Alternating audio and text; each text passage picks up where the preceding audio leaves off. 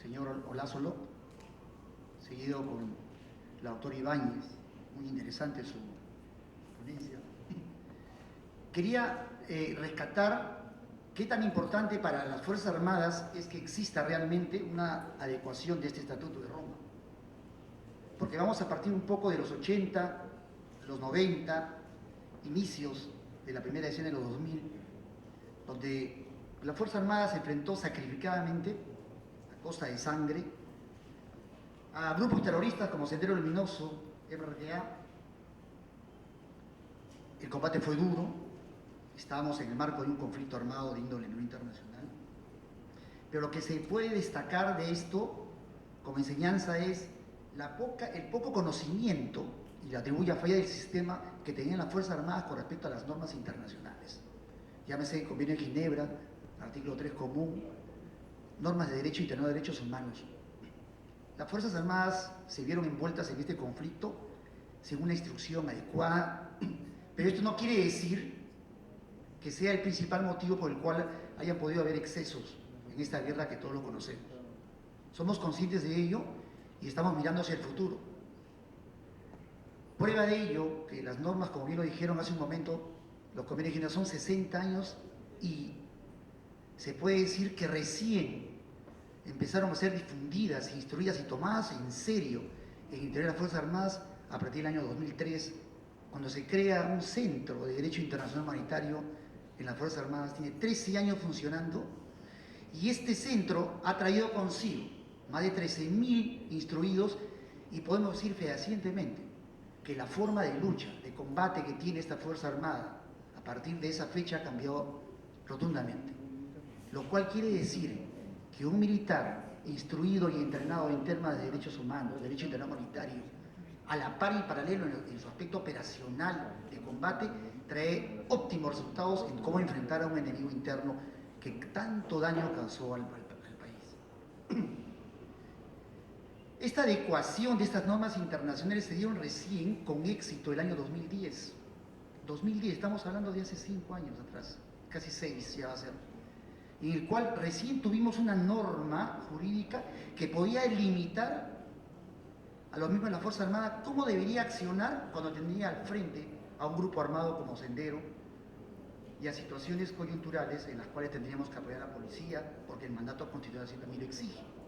Normas que diferencian el derecho internacional humanitario y los derechos humanos.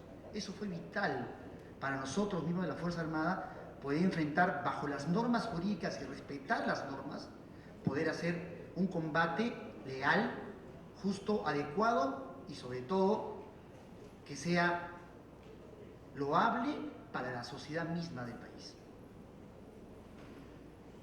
Por eso es que esta adecuación del Estatuto de Roma, en la cual se van a adecuar estos crímenes internacionales, tiene definitivamente que tener contexto en que tengamos unas Fuerzas Armadas instruidas y preparadas, principalmente en las normas en las cuales deben respetar y no violar. Sin embargo, sí tendría que decir con alguna preocupación, como bien lo señaló la congresista Marisol Perestello, hasta noviembre del año pasado, las Fuerzas Armadas estaban trabajando en el BRAE, bajo una norma jurídica que es el Decreto Legislativo 1095, en la cual en su título primero faculta a la Fuerza Armada a hacer uso de la fuerza en el contexto de un conflicto armado, como se ha estado llevando en el BRAE, porque lo que existe todavía, este grupo militarizado, Partido Comunista del Perú, autodenominado Sendero Luminoso todavía, existen estos remanentes a los cuales nosotros tenemos que enfrentarlos bajo las normas del derecho internacional humanitario. Sin embargo, vimos en diciembre del año pasado el Decreto Supremo 085 que de una u otra manera quiso dar misionamientos diferenciados tanto a la Fuerza Armada como a la Policía Nacional y modifica a partir de enero de este año este accionar de la Fuerza Armada. Quiere decir ahora que con este marco no podrían las Fuerzas Armadas enfrentarse a grupos armados que todavía están inmersos en el BRAE con normas de DIH, lo cual lo pone en una desventaja jurídica, porque de accionar la Fuerza Armada como suele accionar contra un grupo armado bajo las normas del DIH, tendrían que estar amparados por la legislación interna. Y en nuestro caso, nuestra legislación interna presupone tres cosas. Primero, la existencia del grupo armado, que en nuestro decreto legislativo lo llaman grupo hostil. Segundo, que se declaró un estado de emergencia, que lo tiene. Y tercero, que le den el control del orden interno a la Fuerza Armada. Al quitarle el control del orden interno a la Fuerza Armada, se está quitando ese presupuesto y por lo tanto ya no podría aplicarse el DIH. Yo creo que esto, tengo la confianza de que esto pueda ser observado por las autoridades competentes y rectificado, porque definitivamente nosotros, las normas, tanto de observación al derecho humanitario como las normas que podrían darse o la aplicación de sanciones penales que podrían darse posterior, deberían estar enmarcadas siempre dentro de la normatividad. Y creo que esa normatividad para el accionar de las Fuerzas Armadas en el BRAEN sería el derecho internacional humanitario. Esa es la ponencia que yo, y la preocupación también que traslado. Agradezco la ponencia, muchas gracias. Señor Miguel Huerta, por favor, de Comiset. Primero agradecer a los expositores por las presentaciones realizadas. Efectivamente, nosotros de sociedad civil hemos estado sumando esfuerzos del año 2002. Michelle ha hecho el recuento histórico de todo lo que ha acontecido para el proceso de implementación del Estatuto de Roma en Perú. Actualmente estamos con el proyecto del nuevo Código Penal, con un texto sustitutorio del dictamen previamente aprobado, que es ahora de diciembre del 2015, y que hace una serie de precisiones en cuanto a la regulación de estos ilícitos. La denominación es crímenes internacionales y delitos contra el derecho internacional de derechos humanos. Entiendo yo que la razón por la cual le han introducido este criterio de denominación es porque estamos regulando, o se plantea la regulación del delito de agresión como tal, ¿no? Entonces surgía la duda si el delito de agresión podría ser considerado como un delito contra los derechos humanos o no, o si escapaba de esa denominación. Creo yo que aparentemente la Comisión decidió por eso introducir esta nueva denominación jurídica, crímenes internacionales y delitos contra el derecho internacional de derechos humanos, ¿no?, para poder incorporar el crimen de agresión. Ahora, el problema que nosotros tenemos, uno de los temas debatibles de la propuesta peruana, es que han reservado la imprescriptibilidad a los crímenes que derivan del Estatuto de Roma, es decir, genocidio, lesa humanidad, los crímenes de guerra y el crimen de agresión. Pero han excluido del ámbito de imprescriptibilidad los delitos contra los derechos humanos, es decir, los delitos cometidos fuera de contexto, desaparición forzada, tortura y ejecución extrajudicial, que se llevan a cabo fuera de un contexto de un ataque sistemático generalizado contra la población civil. Nosotros desde sociedad civil insistimos que esos delitos contra los derechos humanos, que no son lesa humanidad, es decir, crímenes, delitos cometidos fuera de contexto, deberían ser también considerados como imprescriptibles. Ello derivado, a nuestro entender, de una serie de jurisprudencia de la Corte Interamericana de Derechos Humanos. Por ejemplo, nosotros siempre citamos al caso Barros Alto, ¿no?, donde se señala que no deben aplicarse normas como la prescripción que obstaculicen la investigación y juzgamiento de estos delitos que son graves violaciones de derechos humanos, pero no necesariamente que califiquen como crimen de lesa humanidad, ¿no? Entonces, una de las preguntas que nos gustaría al profesor Olazolo es si es que la imprescriptibilidad también debería abarcar a los delitos contra los derechos humanos, es decir, los delitos cometidos fuera de contexto. Esa es una de las preguntas que queríamos plantear. El otro tema que enfrentamos en Perú es que paralelamente al proceso de adecuación de la norma penal interna de la legislación común, ha habido también un proceso de implementación, pero del Código Penal Militar Policial. Y en el Código Penal Militar Policial, que actualmente está regulado por el Decreto Legislativo 1094, hay una familia de delitos que son los delitos cometidos en estado de excepción y contra el derecho internacional humanitario. Y reciente sentencia del Tribunal Constitucional, emitida el año pasado, ha declarado inconstitucional algunos de esos delitos, pero ha establecido la constitucionalidad de algunos de ellos. Por ejemplo, ¿qué delitos ha considerado constitucionales y los ha dejado en ese marco jurídico? Los delitos de empleo de los métodos prohibidos en la conducción de las hostilidades. Esos delitos de métodos prohibidos están han quedado regulados en el Código Penal Militar Policial. Entonces la pregunta sería, en técnica legislativa, ¿qué sería lo más aconsejable para la regulación de los crímenes de guerra? ¿Que sea la legislación penal común o la legislación penal militar policial? ¿Por qué esta tingencia? Porque la legislación penal militar policial solamente puede ser aplicado a militares y policías en actividad, y en un conflicto armado las únicas partes adversarias no son los militares y policías, sino también los miembros de grupos armados no estatales, por ejemplo Sendero Luminoso. Entonces el Código Penal Militar Policial no le va a ser posible aplicar a los miembros de Sendero Luminoso. Entonces nosotros creemos que el ámbito de regulación debería ser la legislación penal común, ¿no? Esa es otra de las consultas que quisiéramos hacer. Y yo quisiera aprovechar que la doctora Ibáñez ha hecho un interesante anuncio sobre el caso Soras. Precisamente mi institución Comicet es el que tiene la defensa de las víctimas, ¿no? Y nosotros consideramos, el auto apertorio efectivamente estableció que los delitos a considerar no solo era terrorismo y homicidio calificado, sino delitos contra la humanidad. Y así ha estado el auto apertorio.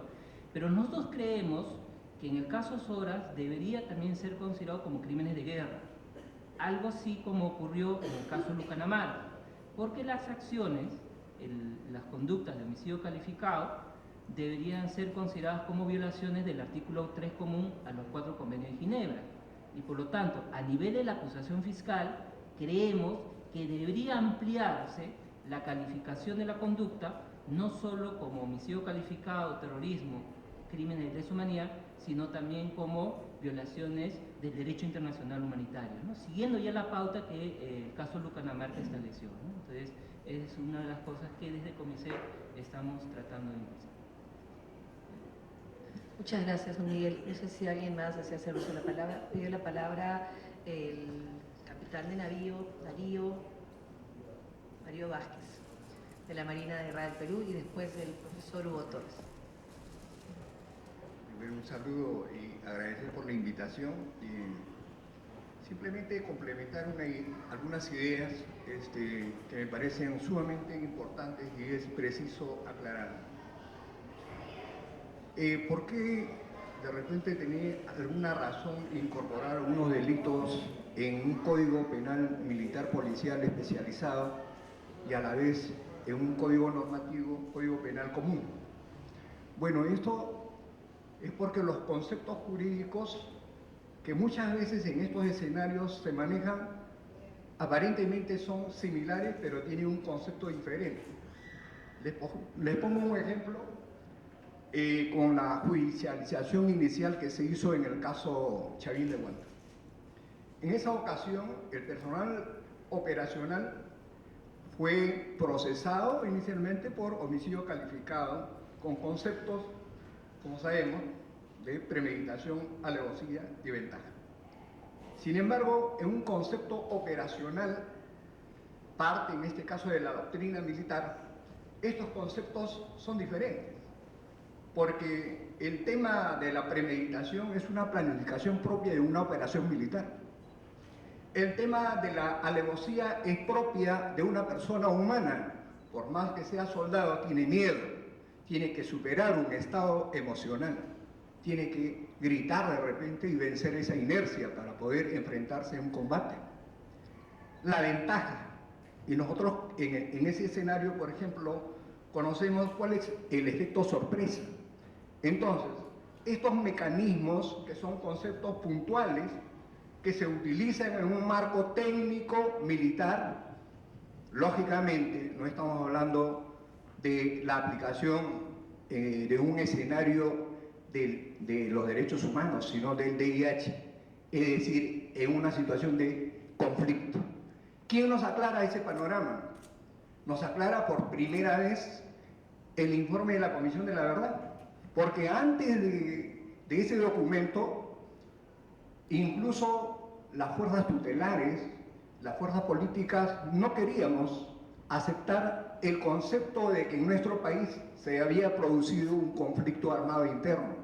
¿Por qué? Porque pensábamos que reconocer esa condición era darle una categoría jurídica como si fuera un conflicto armado internacional, situaciones que no conocíamos y hemos ido aprendiendo. Entonces, es por eso que la implementación en este caso, ¿no?, del Estatuto de Roma tiene que tener visos técnicos para que estos conceptos, en este caso, los actores del fuero común, del fuero militar y todos nosotros entendamos. Lógicamente, todos debemos proteger la persona humana, para eso estamos. Muchas gracias. Muchísimas gracias a usted. Tiene la palabra el profesor Hugo Torres. Está hoy en representación del MINUS. Buenas tardes con todos y todas. Muchas gracias. Yo tengo 3 preguntas muy puntuales, que esperarían ser muy puntuales, para el doctor Olazo. La primera es, en su exposición mencionó el tema de que la no implementación adecuada en función de los criterios del Estatuto de Roma generaría la posibilidad de que el Estado pueda llevar o se pueda llevar el caso ante la Corte Penal Internacional. Sin embargo, también tendría que considerarse quizás el tema del umbral de gravedad que exige la Fiscalía de la CPI para que esos casos sean conocidos. Con lo cual, y de hecho, umbral de gravedad que la CPI, bueno, la Fiscalía ha aplicado en otros casos. Con lo cual, si la Fiscalía no lo considerase como una situación de la entidad suficiente, de la gravedad suficiente, en realidad no podría ser ni juzgado en sede nacional, ni tampoco en la práctica ser juzgado en el fuero de la Corte Penal Internacional. Por tanto, el clima de impunidad por justamente una mala implementación quizás se acentuaría más. No sé si usted podría precisarnos un poco sobre ese primer aspecto. El segundo aspecto es, la implementación del estatuto requeriría o haría necesaria también la aplicación o la implementación de las formas de autoría y participación que el Estatuto de Roma establece, estas nuevas formas de autoría y participación, o sería suficiente la implementación de los principios y los conceptos básicos del Estatuto de Roma, más allá de las reglas de procedimiento y prueba, los elementos de los crímenes, pero concretamente las formas de autoría y participación, si estas serían relevantes o no en su implementación. La tercera, como se ha señalado en las múltiples intervenciones, en el caso peruano ha habido o ha existido un conflicto armado no internacional.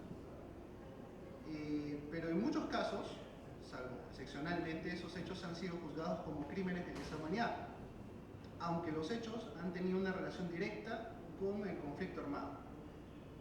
En ese sentido, a su juicio, ¿qué problemas genera el hecho de juzgar como crímenes de lesa humanidad hechos que podrían ser, de conformidad con el Estatuto de Roma, crímenes de guerra? Si en realidad sería indiferenciado o si habría problemáticas específicas que, digamos, se incumplirían por este juzgamiento de esta manera. Muchas gracias. No sé si alguien más desea hacer uso de la palabra. Sí, don Víctor Sanabria. Bien, buenas tardes a todos y todas. Tenía algunas cuestiones de los panelistas en el aspecto de la implementación, ¿no? Porque, como bien lo dijo Flavio, el contexto en el cual se interviene a veces el desconocimiento conlleva a la infracción a la ley, pero hay un contexto también negativo. Después, cuando calificas este acto, también se descalifica mal, ¿no? Entonces, ha habido 2 proyectos de ley para poder absorber a muchos policías y militares que tienen problemas de lesa humanidad por una mala calificación. Le di un ejemplo puntual, me acuerdo en el proyecto de la doctora Cabanillas, de un soldado que, estando de servicio en la puerta de su cuartel, es agredido por 5 personas en estado de ebriedad y al utilizar su arma, como le han enseñado a él a defenderse, mata a una de las personas y lo acusan de ejecución extrajudicial y está 25 años sentenciado. Entonces son casos que, por la no implementariedad correcta, ¿no?, como bien lo dijo, la complementariedad, así como queremos que nos capaciten bien para calificar bien y para que las conductas sean tipificadas adecuadamente, no caigamos en el otro lado de la moneda de excedernos en la responsabilidad. Un aspecto que nosotros hemos ido desarrollando en este proceso ha sido de que hemos ido aterrizando las normas jurídicas en aspectos operacionales, que a veces es lo más complicado, porque el jurista y muchas veces constituyente o el legislador tienen una idea muy buena de lo que sucede, pero lo que aterriza en el problema operacional, el contexto en el cual desarrollamos, hay situaciones muy similares que podrían estandarizarse con una norma, pero cada situación, por muy similar que sea, es muy distinta. Hay un contexto, como dijo, superar miedos, elevar procedimientos, emplear la fuerza de una manera determinada bastante conflictiva. Y esto se ha manifestado, por ejemplo, en la ley 1186, cuando hemos aterrizado la responsabilidad de los mandos, que lo indicó el doctor Olasolo, y en la responsabilidad por las órdenes ilícitas. Y el doctor Silva no me va a dejar mentir que fue lo primero que rechazaron los mandos de la policía, pero no porque no estén de acuerdo, sino porque desconocen el contexto en el cual se ha dado. Entonces, entender por qué los oficiales alemanes, en el caso de Nuremberg, decían que ellos cumplían las órdenes adecuadamente, más o menos aterriza un poco en que cuando alguien cumple una orden, si no sabe el contexto en el cual se está desarrollando, él va a estar convencido de que es un procedimiento correcto. Entonces, esta transversalidad de aplicar las normas y entender que al final el contexto es la defensa de la persona, sea en el marco nacional o internacional, y evitar los atentados contra la dignidad y la propia existencia de la persona, es el marco de aterrizar correctamente, tanto en el aspecto operacional, táctico, de quienes van a ejecutar las operaciones, como aquellos que tengan que calificarlas y después juzgarlas. Porque cae una gran responsabilidad en que como el Estado contrata y califica a personas para que empleen las armas y no la ha calificado correctamente. Entonces, la responsabilidad de las víctimas, como dijo, por desaparecidos, todo, también tenemos por las viudas, por los discapacitados que tenemos que tener, y que tienen un gran resentimiento, y ese resentimiento en las instituciones crea los problemas para que estas normas no se implementen, pero por desconocimiento, no porque sea un contexto irreal de las cosas. Ese era mi aporte. Muchas gracias, don Víctor. Tiene la palabra Juan Hernández, de CICR. Bien, el derecho internacional humanitario, su aplicación supone la reunión de las condiciones objetivas de aplicación de este marco jurídico de emergencia.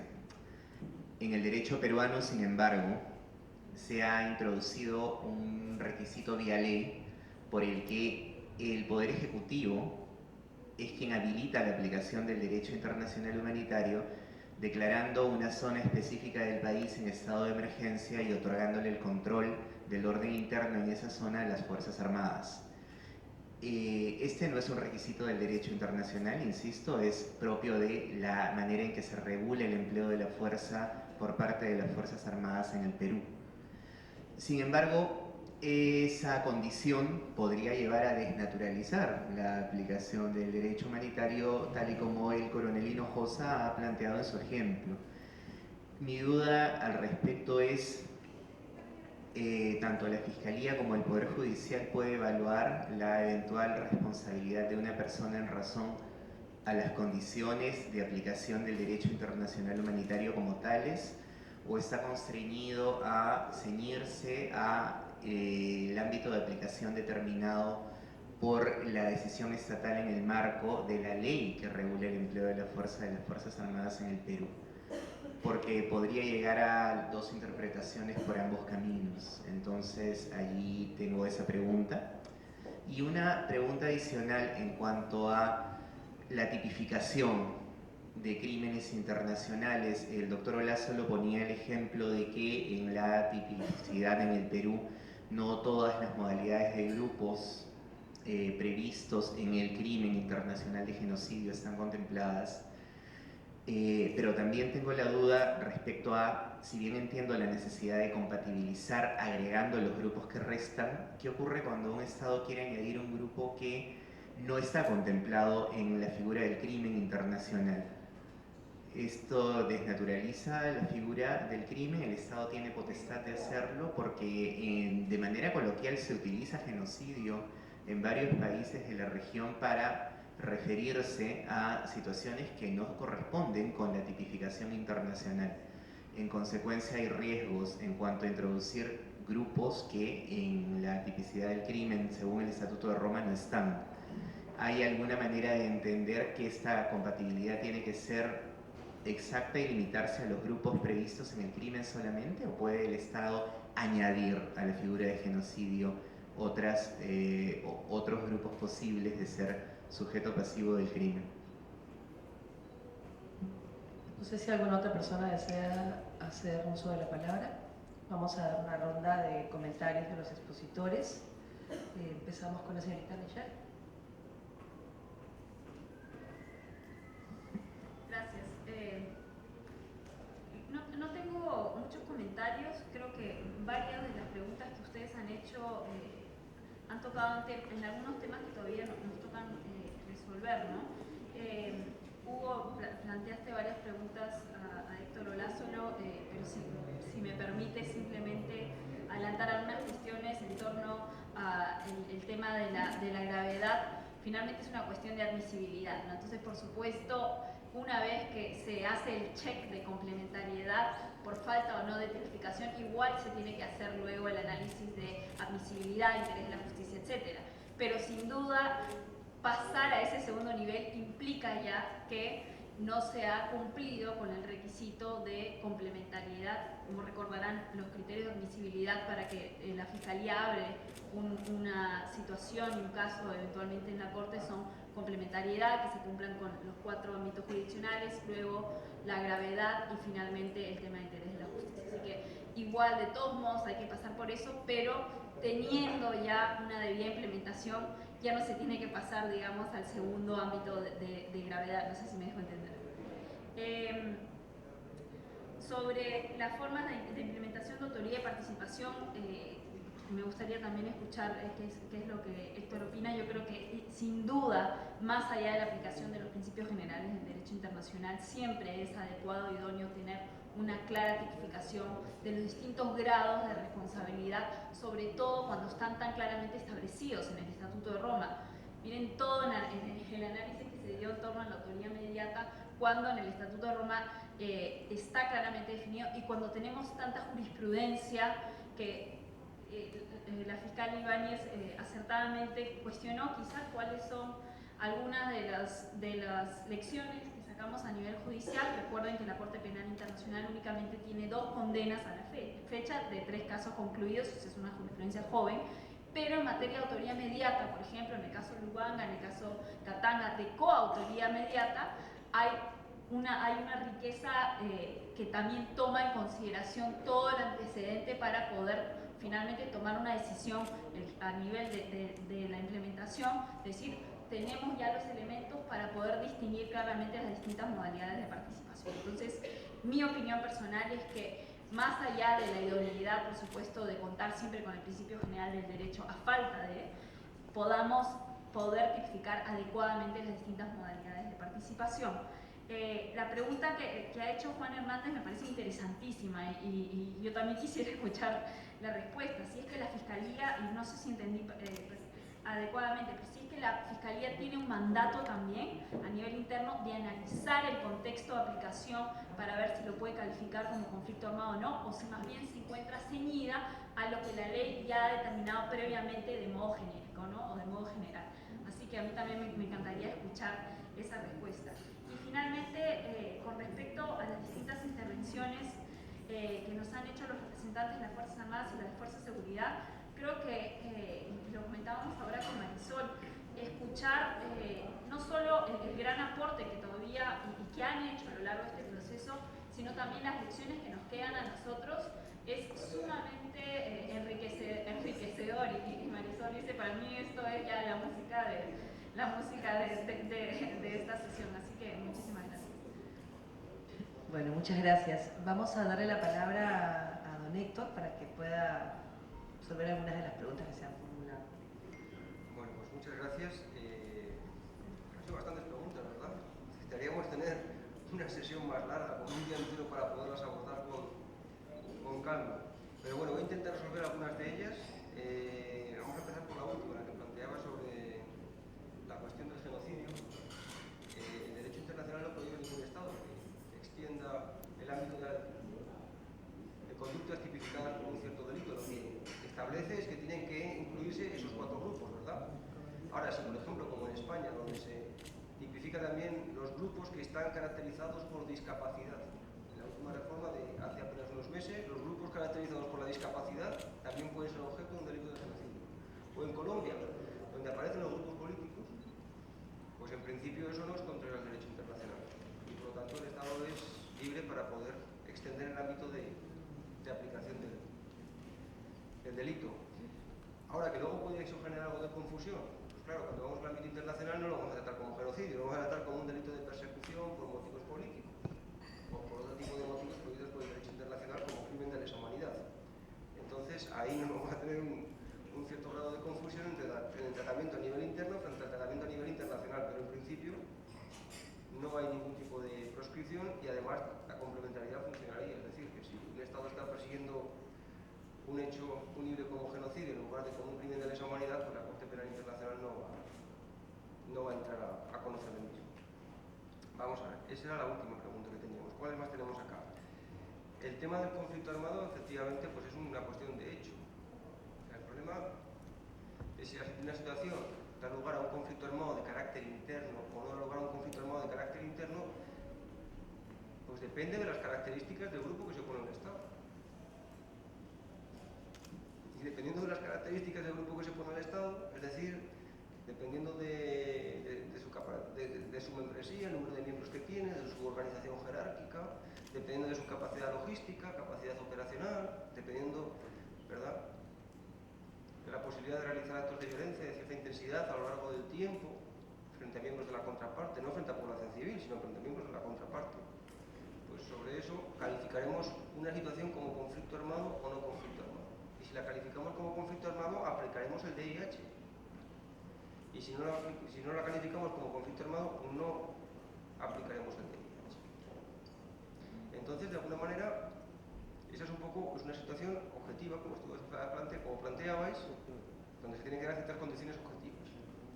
La definición de conflicto armado de carácter no internacional tiene un problema en el derecho internacional humanitario y en el derecho actual. No es, en mi opinión, no es lo suficientemente específica. Y deja muchas situaciones, ¿verdad?, desgraciadamente deja algunas situaciones al arbitrio de los intervinientes. Es decir, pero eso es un problema del derecho internacional